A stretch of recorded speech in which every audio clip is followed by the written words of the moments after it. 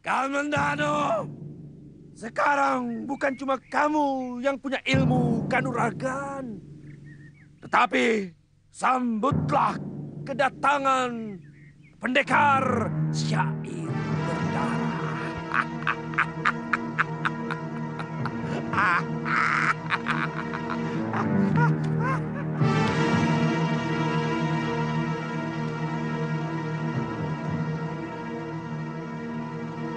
Mayapada, aku datang. Akan kulumuri wajahmu dengan darah. Akan aku tantang kekejamanmu dengan 2 cakarku. Kematian dalam nafasku.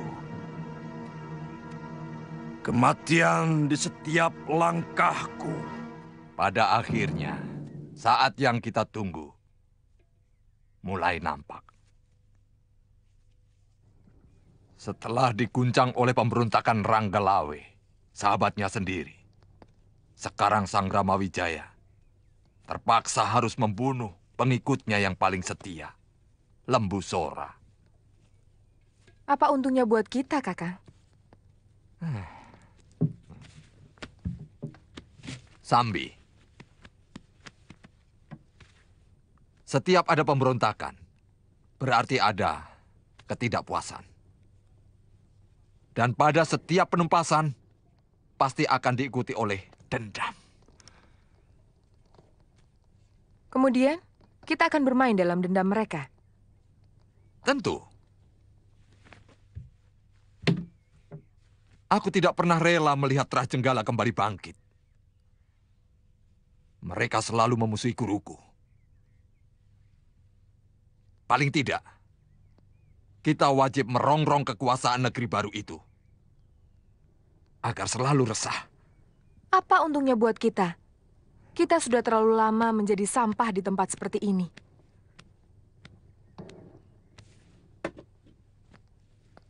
Kita seperti tikus yang ketakutan. Padahal kita ini sepasang pendekar yang sangat disegani. Itulah persoalannya. Kita harus secepatnya mengembalikan kebesaran nama kita. Tentu tidak dengan melanglang bumi dan mengalahkan semua pendekar yang kita jumpai seperti dulu lagi. Itu ketinggalan zaman. Itu masa lalu yang harus kita lupakan. Dulu ada orang semacam Patih Kebo Mundarang yang bisa melambungkan nama kita, yang membuat kita sangat disegani. Di Kediri sampai Singosari. Lalu sekarang ini siapa, Kakang?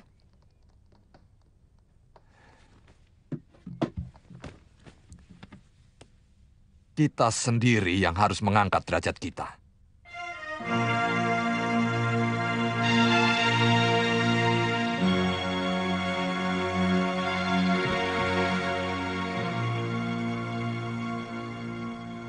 Sudah lama tongkat pencabut roh ini tidak mengambil kurban. Kakang belum menjelaskan. Bagaimana kita bermain di dalam dendam mereka? Kita harus segera bergerak, Nyai Dewi. Kita cari tahu siapa saja anak buah Ranggalawe yang terpaksa harus melarikan diri dari Tuban. Kalau perlu, kita dekati Adipati Arya Wiraraja yang kabarnya sekarang berbagi kekuasaan dengan Sanggrama Wijaya. Kata orang, dia mendapatkan daerah Lumajang. Aku lebih tertarik dengan anak buah Ranggalawe, Kakang. Karena Arya Wiraraja adalah orang yang sangat setia pada janji. Ingat, dialah orang yang sebenarnya memberikan jalan kepada Sanggrama Wijaya untuk merebut kembali kekuasaan dari Prabu Jayakatwang, yang akhirnya menyengsarakan kita. Aku juga tidak suka dengan Adipati Sumenep itu. Jadi, kita harus mempersiapkan diri untuk keluar dari persembunyian kita. Kita kembali menjadi Raja Wali yang terbang bebas mencari mangsa. Adi Resapati, sebaiknya kita bermalam di sini. Apa tidak ada desa yang dekat dari tempat ini? Saya kira itu lebih aman untuk keselamatan kita. Saya tidak yakin ada desa di sekitar sini. Tapi saya yakin daerah kekuasaan Majapahit aman dari gerombolan begal. Kalau begitu, siapkan perkemahan. Hop! Kita istirahat di sini. Dirikan kemah dan dapur umum. Gilirkan penjagaan. Bagaimanapun kita harus tetap waspada. Siapkan senjata kalian di tempat yang mudah dijangkau. Cepat, sebelum gelap, semua harus sudah selesai. Baik, Gusti. Tentang dugaan Kakang Ranggalawe, hampir semuanya benar. Sesudah Lembu Sora memberontak, entah siapa lagi yang akan menyusul. Benar-benar lupa daratan. Tapi Sang Prabu juga telah mengampuni Dewi Martaraga dan Tirtawati. Bahkan Gusti Kuda Anjampiani, putra Kakang Ranggalawe, diberi tanah perdikan di dekat Tuban. Itu siasat. Supaya keturunan Ranggalawe tidak menaruh dendam.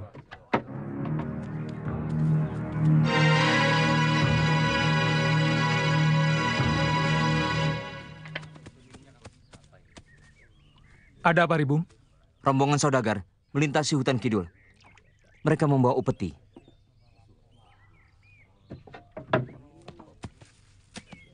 Berapa orang? Kurang lebih 20 orang. Mereka bersenjata. Pakaian mereka? 2 orang pimpinannya, seperti para temenggung. Artinya mereka bukan pedagang, Ribung. Kalau saudagar, paling banter mereka membawa pendekar bayaran.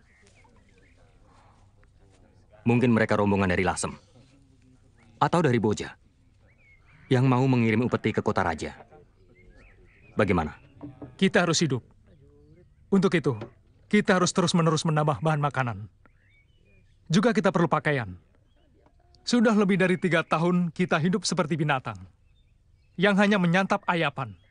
Kita akan jadi perampok, Jarawaha. Iya, kita sangat kepepet.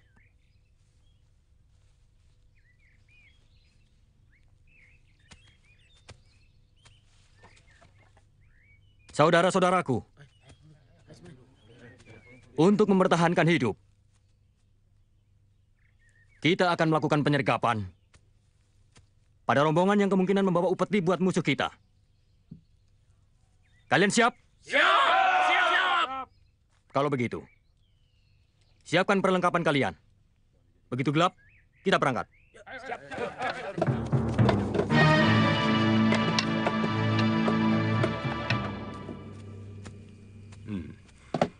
Perkuat penjagaan di sekitar gerobak ini. Perasaan saya agak kurang enak. Kata orang, Majapahit itu cantik-cantik dan penurut. Kalau saya punya uang...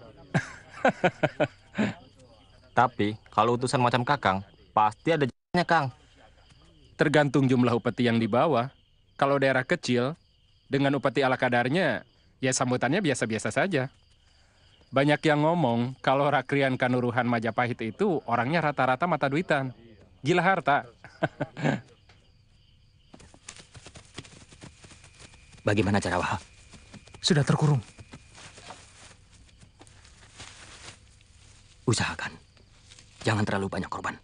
Ingat, kita bukan perampok. Kita hanya butuh barang jarahan untuk menyambung hidup. Apa bedanya?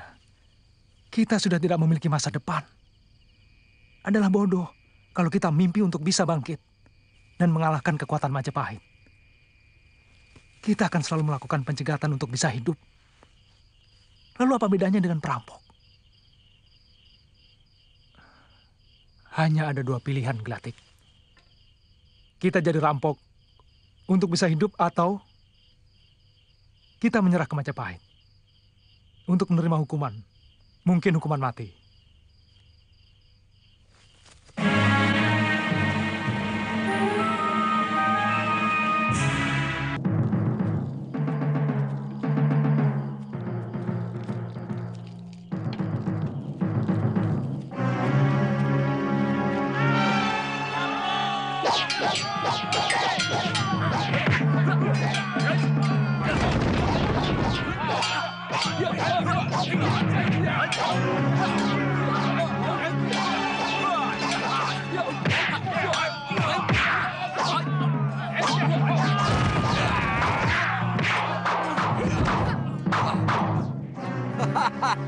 Bangun pendekar.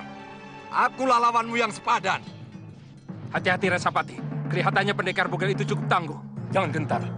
Kita lawan mereka, apapun yang terjadi. Kalau sampai kita kalah, kamu harus segera lari ke Majapahit. Laporkan semua kejadian ini. Iya, baik. Biar aku yang menyelesaikannya, Kakang.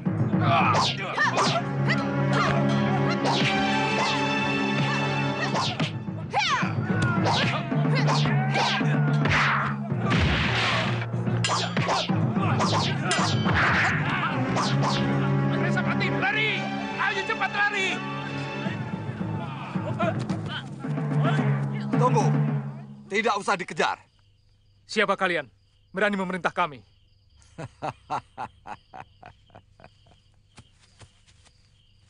Siapa? Itu tidak penting. Yang jelas kita mempunyai kepentingan yang sama. Apa maksudmu? Bukan hanya kalian yang membutuhkan harta jarahan ini. Kami juga. Saya tidak suka cara kalian. Dan jangan salah, kami bukan rampok. Kami pejuang-pejuang Tuban. Oh, rupanya kalian anak buah Ranggalawe. Aku bisa mengerti kenapa kalian begitu dendam terhadap sekutu-sekutu Majapahit. Siapa sebenarnya Kisanak? Orang yang sangat menaruh dendam kepada semua orang Majapahit. Bagaimana kalau kita bergabung? Kalian semua menjadi anak buahku. Kurang ajar. Siapa yang sudi jadi anak buah kalian? Kalau mau, kalianlah yang jadi anak buahku. Tidak mungkin, Kisanak. Dari segi apapun, kalian hanya pantas menjadi anak buah kami. Ilmu silat kalian masih cetek, apalagi pengetahuan kalian. Hanya sampai sebatas Tuban. Kurang ajar.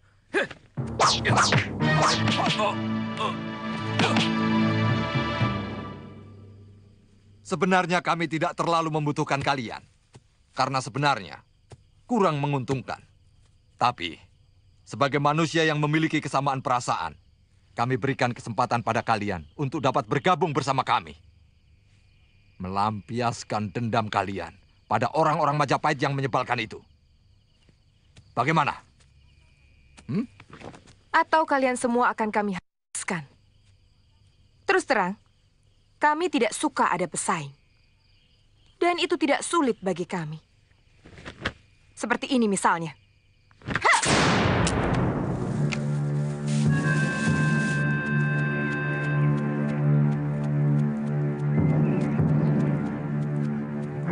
Kisanak siapa? Kenapa lari ketakutan? Apa saya ada di daerah Majapahit? Kisanak sudah berada di Majapahit. Cepat bawa saya ke tempat Rakrian Kanuruhan. Saya utusan dari Lasem. Semua rombongan saya habis dirampok di hutan selatan daerah Tuban. Lebih baik Kisanak istirahat dulu. Kebetulan besok hari penghadapan. Kalau kalian benar-benar memiliki kesamaan tujuan dengan kami, yaitu menggerogoti kekuatan Majapahit, maka langkah awal yang baru kita lakukan tadi malam masih jauh dari tujuan. Kita harus banyak lagi menghimpun anggota. Maaf, Empu. Saya kira sangat tidak mungkin bisa kita lakukan. Alasan apa yang bisa menarik mereka menjadi anggota gerakan kita? Sedangkan semua penduduk merasakan keadilan dan kemakmuran dalam pemerintahan Sang Prabu Majapahit. Itu pertanda bahwa kamu cuma seekor katak yang sibuk bernyanyi di dalam tempurung. Kalian tidak pernah mencoba untuk mengetahui bahwa ada sekelompok manusia yang hancur oleh kemegahan Majapahit. Terus terang, kami tidak mengerti apa yang Empu maksudkan. Apa kamu pikir para kerabat prajurit Kediri dan daerah-daerah kecil bawahannya yang hancur dibantai oleh prajurit Majapahit pada waktu pertempuran dahulu tidak ada yang sakit hati? Seperti juga keluarga kalian. Keluarga Ranggalawe. Dan siapa tahu juga keluarga Arya Wiraraja. Pernah kalian pikirkan itu? Dendam dan sakit hati tidak akan pernah bisa dibasuh oleh kemakmuran. Dia akan tetap tinggal dalam sanubari. Rencanaku, untuk sementara, kita akan tetap tinggal di sini, jadi rampok. Sambil menghimpun kekuatan baru. Perintahkan kepada beberapa anak buahmu untuk mencari orang-orang seperti yang kumaksud. Baik, Empu. Tidak masuk akal. Tiba-tiba di daerahku ada kawanan perampok. Ini tanggung jawab Rakryan Tumenggung. Kakang Wahana, bagaimana pengamananmu? Yang paling menakutkan, dua orang yang datang terakhir, Gusti. Dia berbadan pendek, dengan senjata tongkat.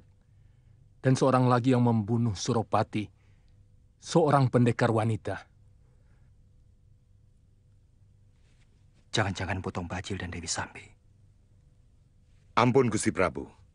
Ini laporan pertama tentang adanya begal di negeri kita, Gusti. Sudah lama hamba membentuk pasukan peronda di setiap daerah, termasuk daerah Tuban dan sekitar Gunung Lamongan. Tapi selama ini, tidak ada keluhan tentang perampok. Hamba curiga, ini gerakan baru. Kirimkan segera pasukan ke sana. Saya tidak mau ada sedikit pun keresahan di negeri ini. Baik, Gusti Prabu. Kalian tahu, bahaya sebuah negara kalau keamanan dan ketentraman rakyatnya terganggu. Keresahan.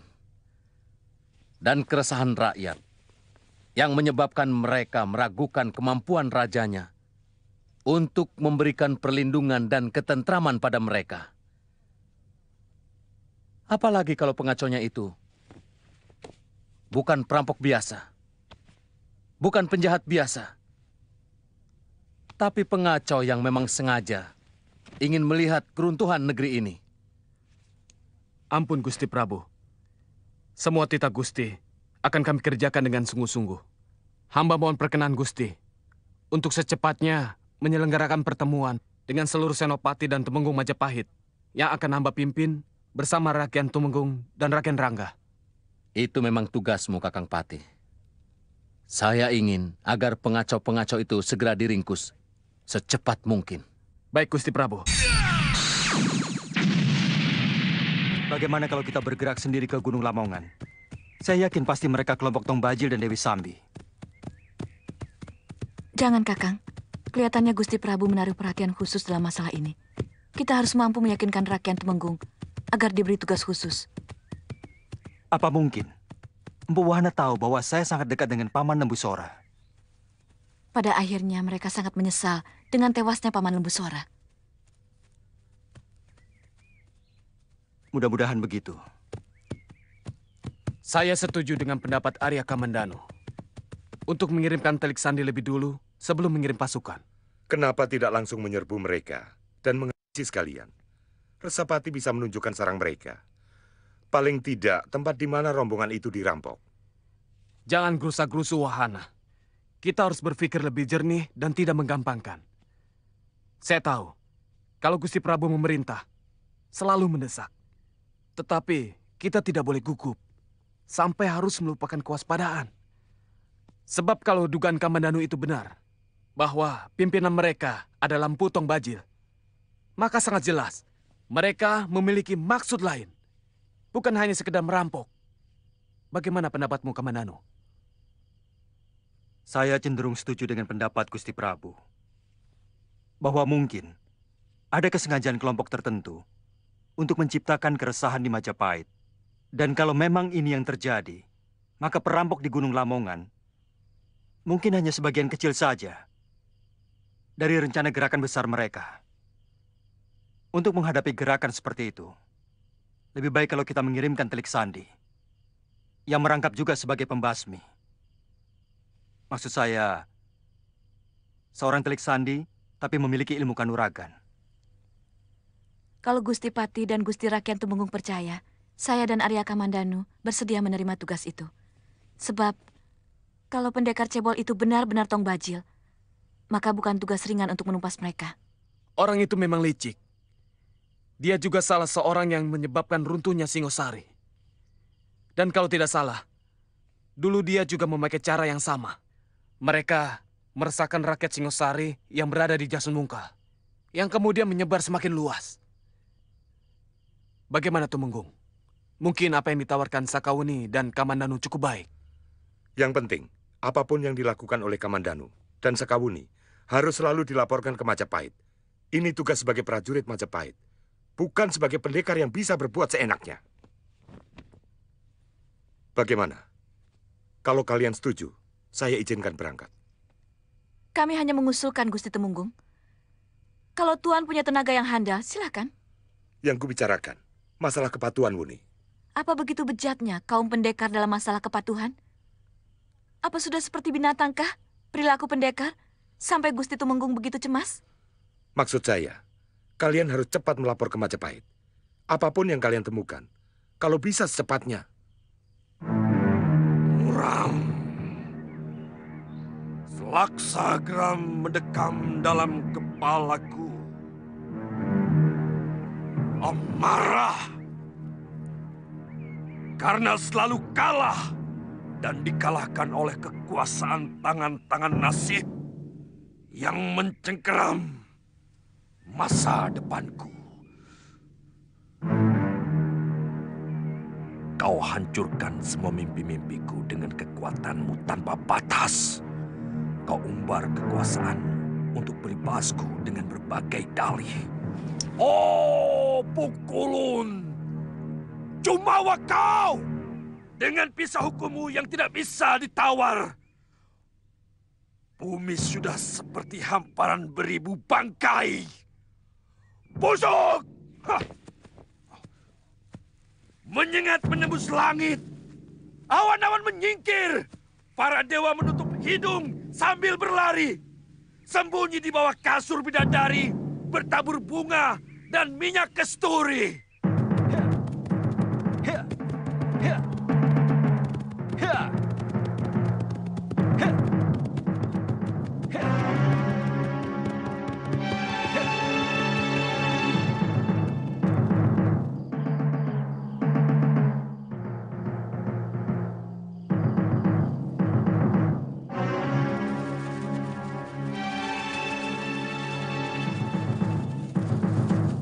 Ada yang datang.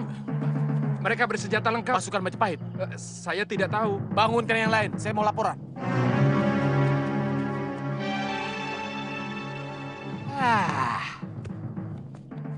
Jangan suka gerabak-gerubuk. Sedikit-sedikit bingung. Ada apa? Menurut penjaga, ada pasukan yang datang, Empu. Lalu, kenapa harus bingung? Ambil senjata kalian. Siap. Kalau musuh kamu lawan. Kalau kawan, kamu sambut. Gampang. Sudah, sana.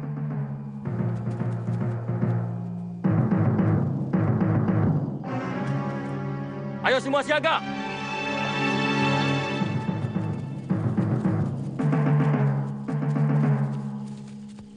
Bajil! Kakang Bajil! Saya Garangan!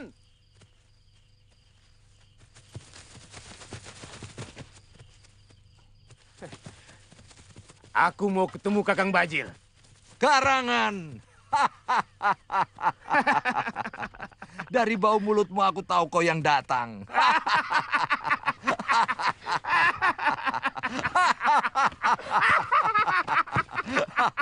Ayo.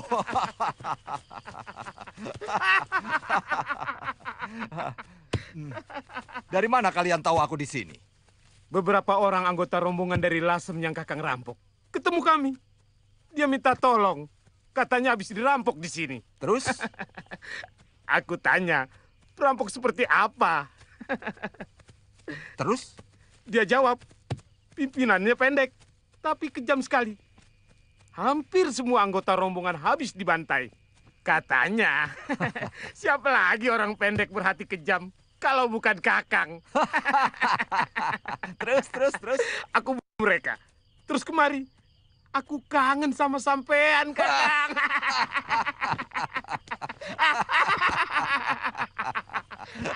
Kakang.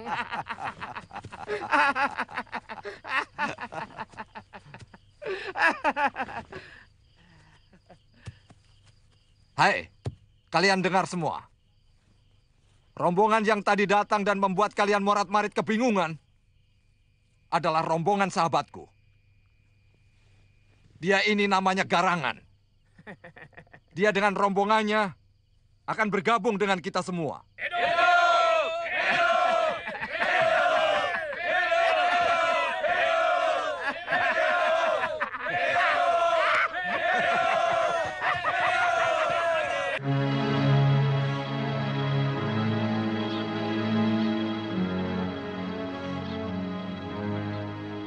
Masih jauh Gunung Lamongan dari sini, Kakak?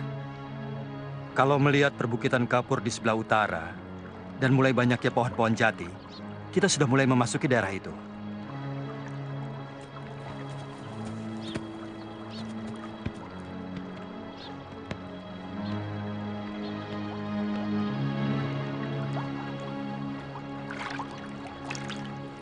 Selama ini kami terpaksa selalu berpindah-pindah tempat untuk mempertahankan hidup. Kadang-kadang kami merampok desa-desa kecil. Kamu pernah lewat Jasun Wungkal? Daerah kita sudah dikuasai oleh orangnya Sanggrama Wijaya. Tidak ada harapan kita bisa balik ke sana. Kakang masih mau melawan mereka? Harus. Kami melihat persatuan anak buah Sanggrama Wijaya mulai rapuh. Mereka mulai bentrok dengan sesamanya. Ronggolawe memberontak, tapi sudah berhasil ditumpas. Aku dengar kabar terakhir. Lembu Sora pun juga memberontak. Tapi dia dapat ditewaskan. Ini pertanda baik buat kita untuk mulai bergerak. Jadi, orang-orang itu bekas anak buah Ranggalawe? Iya. Mereka merupakan modal utama perjuangan kita. Dan syukur, kau dapat menemukan persembunyianku. Kadang-kadang kebetulan masih mau juga berpihak pada kita. Tapi Kakang, buat siapa sebenarnya kita berjuang? Semua pewaris Tradaha sudah sirna. Kita berjuang untuk kita sendiri. Sanggrama Wijaya boleh saja menguasai Majapahit dan Kediri. Tapi di luar itu, milik kita. Kita dirikan kekuatan yang sama di negeri ini seperti duri dalam daging. Oh, Kakang mau jadi raja? Ya, raja begal dan rampok yang disegani. Sehingga Sang Prabu pun harus menyembah kepadaku sebelum disembah oleh rakyatnya.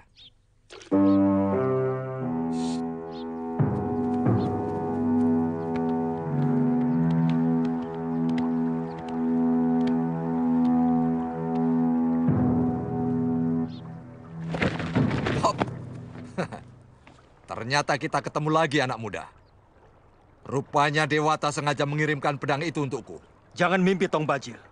Hari ini barangkali akan menjadi hari naas bagimu. Di sini kita akan tentukan siapa yang lebih pantas memiliki pedang itu. Dan kau tidak akan kubiarkan lolos lagi, Sakawuni. Aku sudah bersumpah untuk menangkal kepala pengkhianat. Dari dulu, kesenanganmu hanya mengumbar mulut, Bajil. Lakukanlah kalau kau mampu. Tidak lama lagi, perempuan Bilal. Serahkan pedang itu. Aku janji nyawamu tak akan kusik. Bila kau serahkan pedang secara baik-baik. Baik.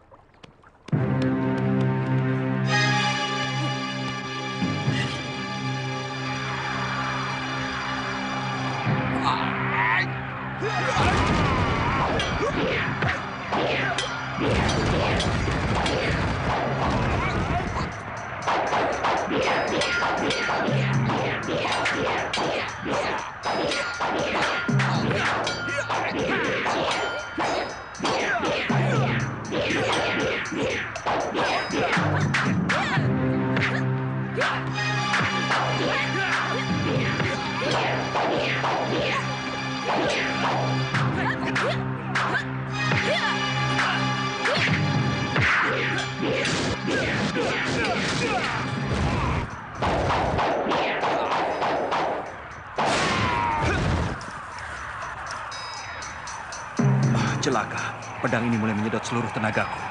Mungkin aku sudah tidak bisa bertahan satu jurus lagi. Darahku api. Keringatku api. Nafasku api. Semua keringatku api. Api gunung. Api langit. Api perut bumi. Kupanggil semua kekuatanku dengan mantraku ke dalam tanganku. Segoro Geni! Kakak.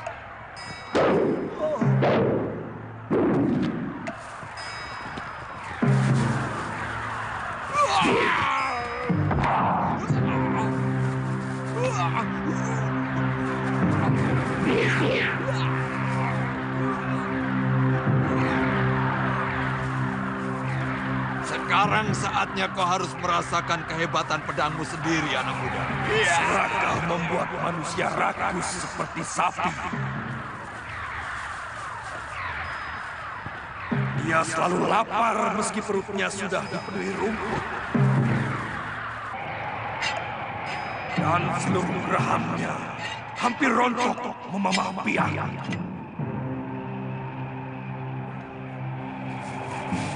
Sapi-sapi mengajar anak sapi untuk terus merasa lapar. Rumput-rumput membisiki tetangganya untuk terus tumbuh tanpa putus asa. Diam! Sairmu lebih butut dari pakaian dan rambutmu. Tanpa kendali air liurnya mengucur setiap melihat padang-padang rumput hijau royo-royo. Ingin rasanya dia telan seluruh lapangan ke dalam perutnya. Kurang ajar!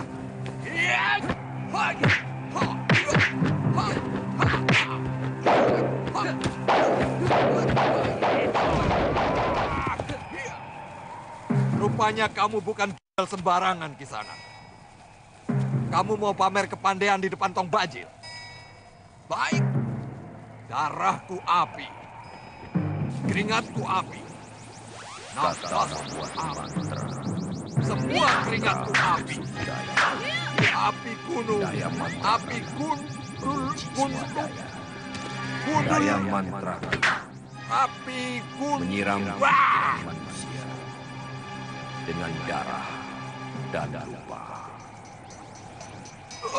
Kurang ajar. Dia mengacaukan isi otakku. Lebih baik tidak usah kuladeni. Lain waktu kau akan kulibas butut. Tong Bajil, ternyata nyalimu kerdil seperti tubuhmu.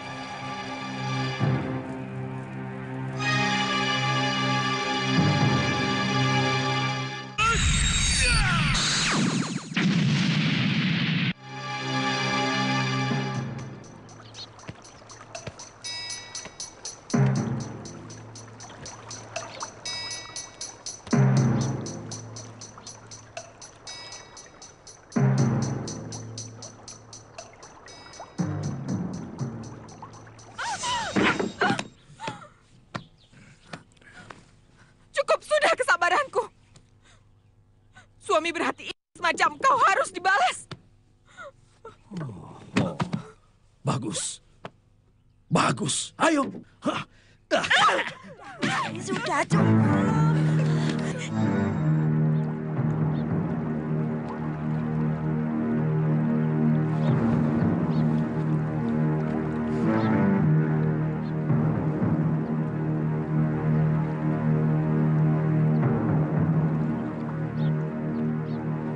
Masa lalu adalah tumpukan luka. Masa lalu menyimpan sepenggal suka dan nesanapa. Duh dewa, kenapa semua bayang menjadi siksa? Kenapa setiap langkahku mengundang duka? Anak durhaka!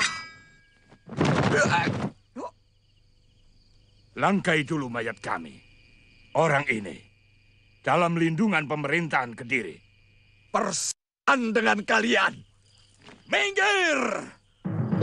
Serang!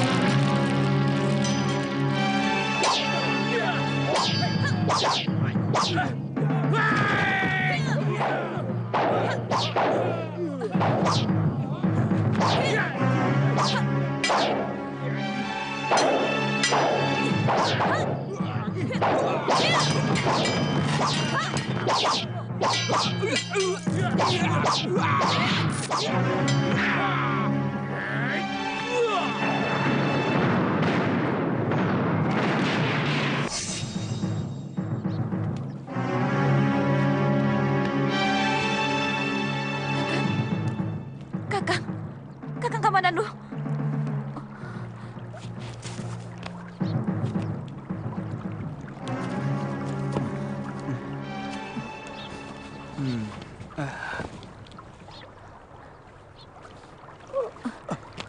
Jangan bergerak dulu, Kakang. Luka di dada Kakang cukup parah. Mudah-mudahan obat yang dikasih ibu bisa untuk mengobatimu. Kurang ajar kau baca.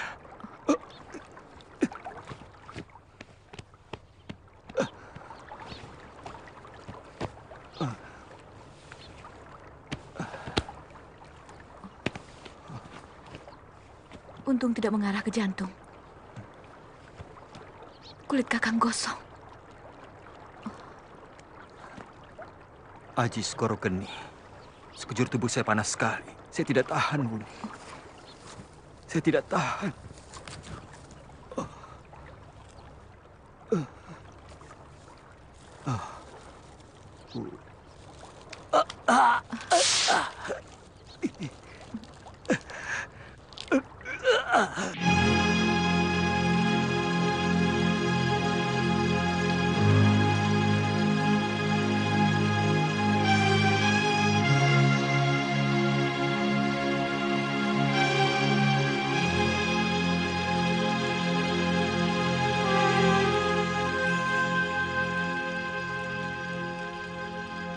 Minum, Kakang.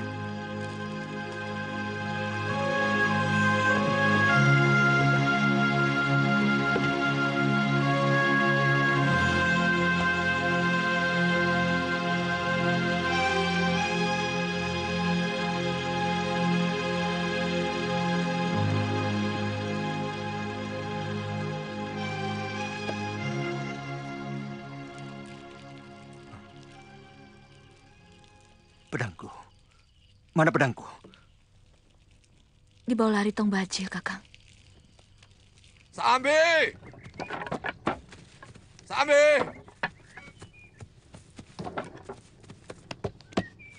Sambi!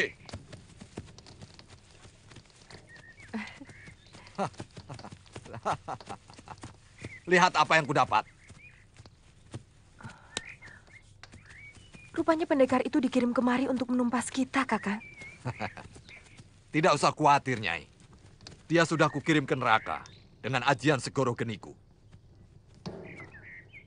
Tapi mana tongkatmu, Kakang?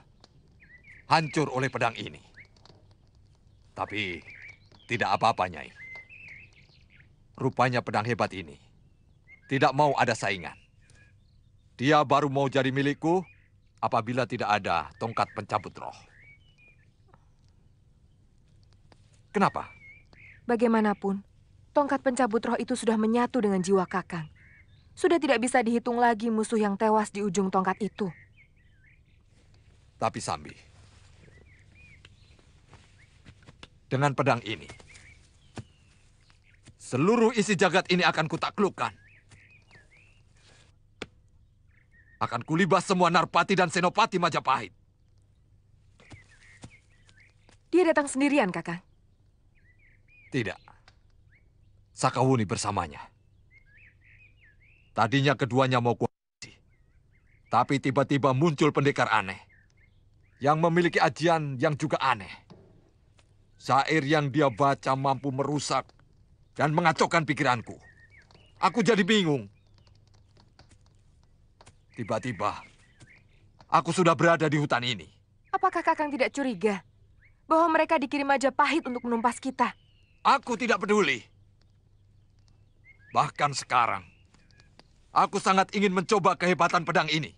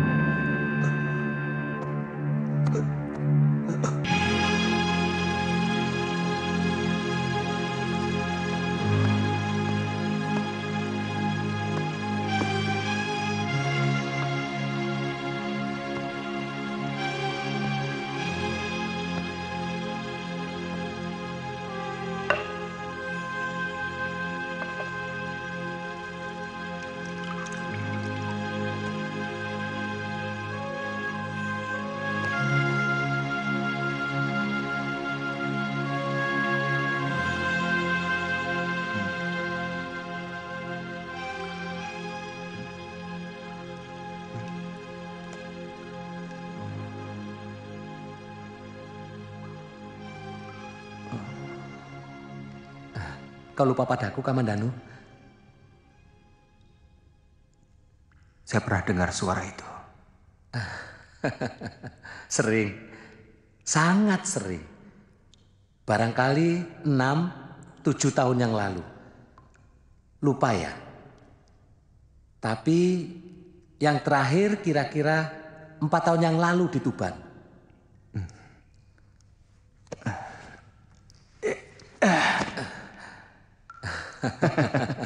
Wirot. Kamandanu. Ternyata kau juga ada di sini. Iya, aku mimpi ketemu guru. Beliau menyuruhku menjaga gua jamur ini. Katanya ada mutiara yang tersimpan di sini. Mutiara? Iya. Tapi sebelum guru bilang, aku sudah terbangun. Lah kamu sendiri? Aku dengar kamu katanya sudah enak. Menjadi penggawa di Majapahit.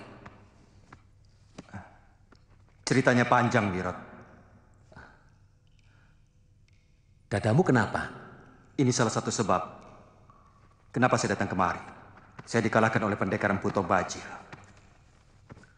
Dia memiliki aji segoro geni.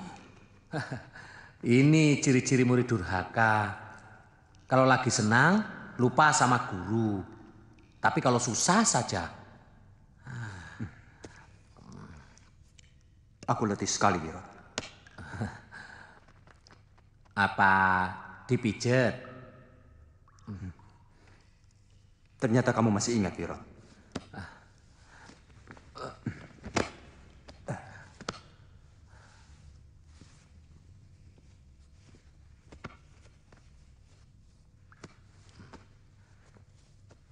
Aku sangat sedih mendengar cerita tentang keluargamu, Kamandanu. Dari siapa kamu dengar? Kisar Pak Kentrung. Dia melihat bagaimana rumah ayahmu dibakar oleh orang-orang Kediri. Dan ayahmu tewas. Kakang Dipangga tega mengkhianati keluarganya sendiri. Bagaimanapun juga, ayahmu adalah adik seperguruan guru kita. Paling tidak, kalau ada permasalahan apa, saya masih bisa minta nasihat beliau. Guru.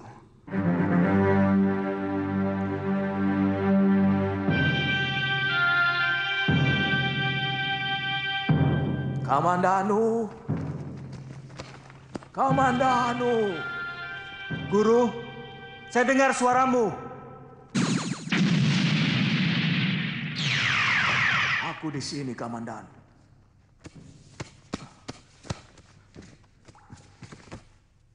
Maafkan saya, Guru. Pedang pusaka naga puspa yang Guru titipkan kepada pendekar lo telah direbut orang. Tidak apa. Apakah tidak berbahaya kalau pedang pusaka itu dipegang oleh pendekar yang jahat? Seperti Empu Tong Bajil, Guru.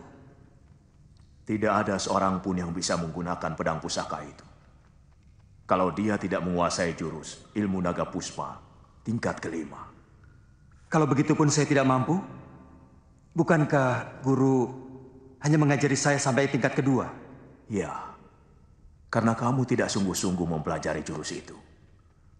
Kamu lebih suka keluyuran. Maafkan saya, Guru. Kalau begitu apa yang harus saya lakukan untuk mengambil kembali pusaka buatan Guru? Aku akan meninggalkan mutiara ilmu. Yang harus kalian pecahkan sendiri. Rahasianya. Di mana mutiara itu, Guru?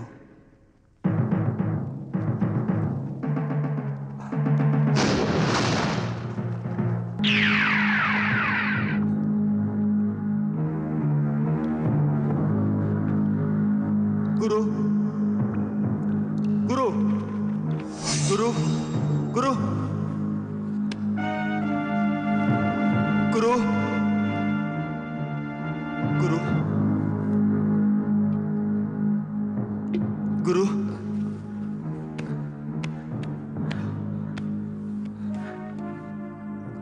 Guru. Kamandanu, bangun, bangun. Mana Guru? Mana Guru? Guru siapa? Kamu itu melindur. Aku mimpi bertemu Guru, Wirot. Beliau mengatakan padaku tentang mutiara. Mutiara ilmu. Beliau menyuruh aku untuk mempelajari mutiara ilmu tersebut. Walah, ilmu apa lagi? Yang dulu saja saya udah nggak sanggup, Wirot, Aku yakin mutiara itu menyimpan sisa dari jurus naga puspa yang belum selesai aku pelajari. Naga puspa? Ya, aku tidak sanggup berlatih ilmu itu. Baru tingkat pertama, napasku hampir pedot.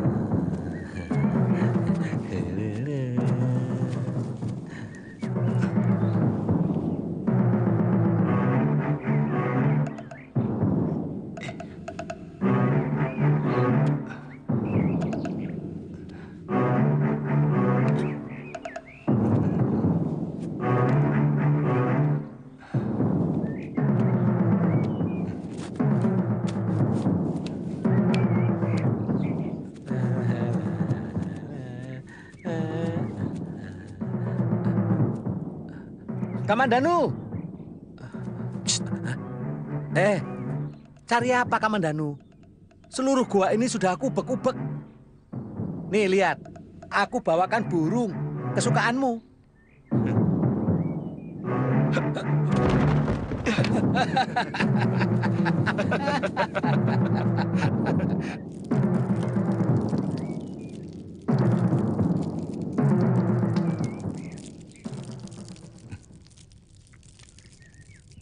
Kalau kamu sebagai guru, kira-kira di mana kamu taruh mutiara-mutiara itu?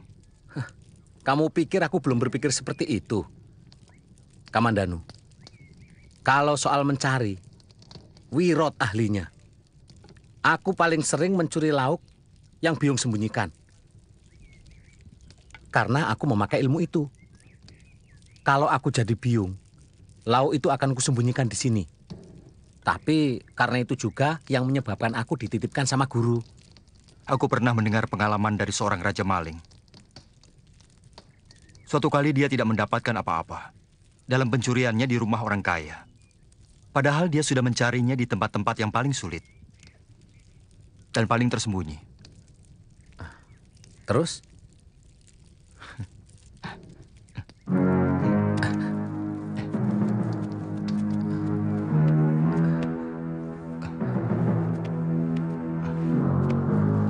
Kamandanu, kamu, itu tempat suci guru. Nanti kualat kamu. Carilah barang di tempat di mana orang lain sama sekali tidak menduga.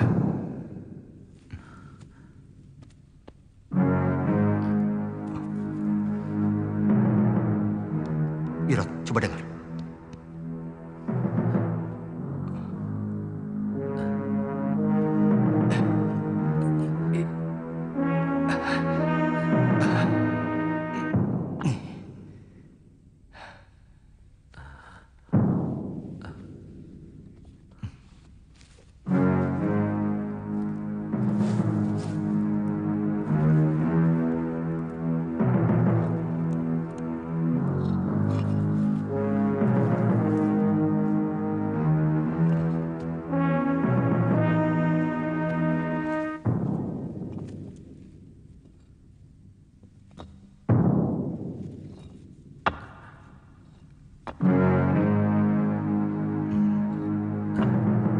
Mana mutiaranya? Ini mutiaranya. Mana? Lihat, Wirot.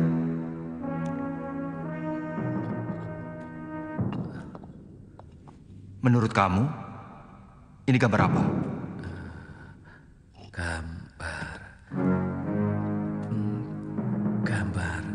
Gambar naga bumi.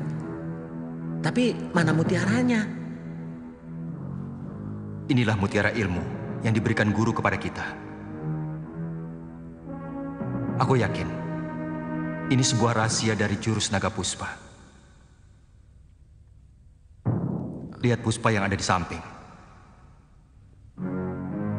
Coba kamu baca tulisan di bawah ini.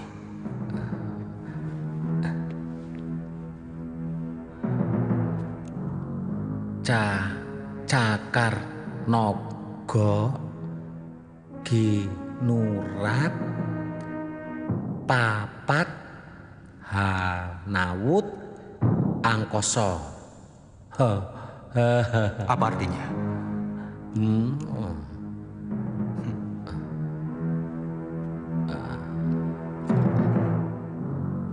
Lunggah Kapulungan. Apa maksud tulisan ini? Apa tadi bunyinya? Lunggah Kapulungan. Kapulungan.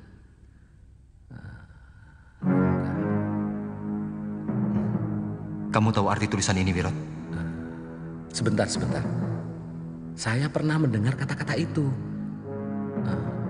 Kalau Kapulungan itu nama sungai yang ada di barat. Kalau Lunggah, aku lali kok, aduh, aku lupa.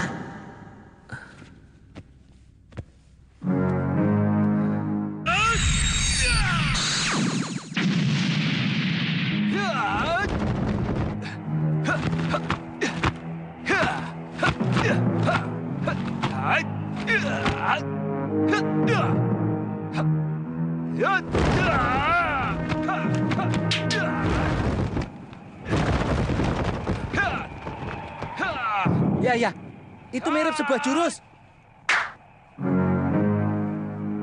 Kamandanu, coba mainkan jurus Naga Puspa, lalu sambungkan dengan bentuk itu. Wah, bentuknya sama Kamandanu. Hebat kamu. Itu cuma bentuk jurus. Tapi bagaimana jalannya? Apa saja bentuk pukulan dan tangkisan yang ada di dalamnya? Kita tidak pernah tahu. Mungkin benar katamu, bahwa mutiara ini berisi lanjutan dari jurus Naga Puspa yang sudah kita pelajari. Tapi bagaimana caranya mengurai gambar dan tulisan yang sulit dimengerti itu? Ini yang membuat aku bingung. Guru. Jadi orang kok senangnya bikin teka-teki.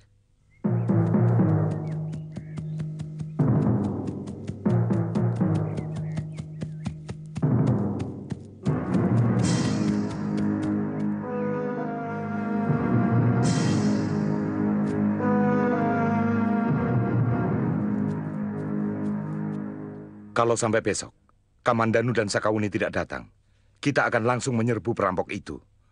Dari dulu, aku tidak pernah suka bekerja sama dengan bekas pendekar. Untung dia datang.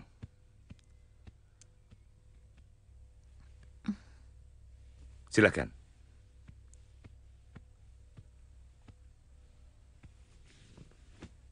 Bagaimana beritanya, Wuni? Kekuatan mereka lebih dari 300 orang. Yang kami curigai ternyata benar. Pimpinannya bernama Empu Tong Bajil dan Dewi Sambi. Kedua pendekar itu tidak boleh dipandang enteng. Cukup laporan tempat dan kekuatan mereka saja, Sakawuni.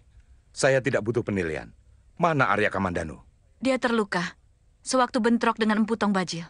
Saya tanya, di mana Kamandanu sekarang? Jangan kasar padaku, Rake. Aku bukan budak Tuan. Aku bukan bawahan Tuan. Dan aku melakukan tugas ini atas persetujuan Patih Nambi. Kenapa Tuan memperlakukan saya seolah-olah kami mendapat keuntungan dari tugas ini? Saya peringatkan sekali lagi, Tuan. Pendekar pendek yang bernama Empu Tong Bajil itu sangat berbahaya. Juga Dewi Sambi. Saya mohon pamit.